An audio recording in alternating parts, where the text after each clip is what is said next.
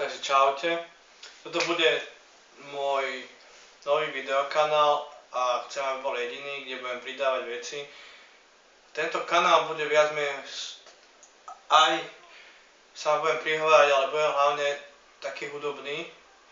Čiže chcem sa nejak koncentrovať všetku tú hudbu, všetky tie pesničky, ktoré som napísal a napíšem.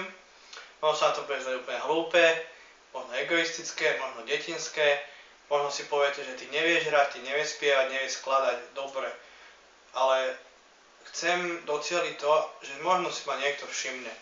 Lebo žiť v takom tieni a pasivite je podľa mňa najväčšie zlo pre človeka, ktorý je tvorivý, ktorý sa snaží niečo tvoriť a snaží sa niečo dosiahnuť. V dnešnej dobe počítačov, digitalizácie, videa, nestačí, keď sa postavíte na ulicu, ako je to v Anglicku, zahráte, niekto si vás všimne a už máte zmluvu, kontrakt a všetci nami ujúkajú, nie. Na Slovensku mám taký dojem, že všetko dobre sa začína cez internet, všetko dobre sa začína práve takýmto, že chalanko, baba, kapela si sadne, postaví sa za nástroj a ideme hrať a postuje to, šeruje to ďalej.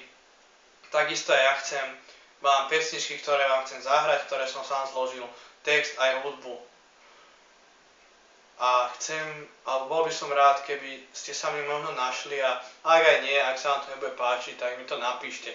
Kanál bude úplne dostupný, zdieľateľný, voľný, komentovať môžete mi tam nadávať, môžete ma tam chváliť, tlieskať mi, pomyselne, ja to mám rád.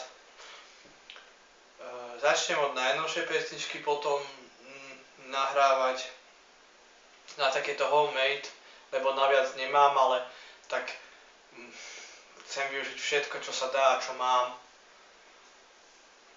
Prajem vám ešte pekný večer, dúfam, že sa vám toto všetko bude páčiť, dúfam, že to, že som si túto myšlienku, tento projekt zviditeľnenia sa zobral do hlavy, zasa nepríde na nivoč.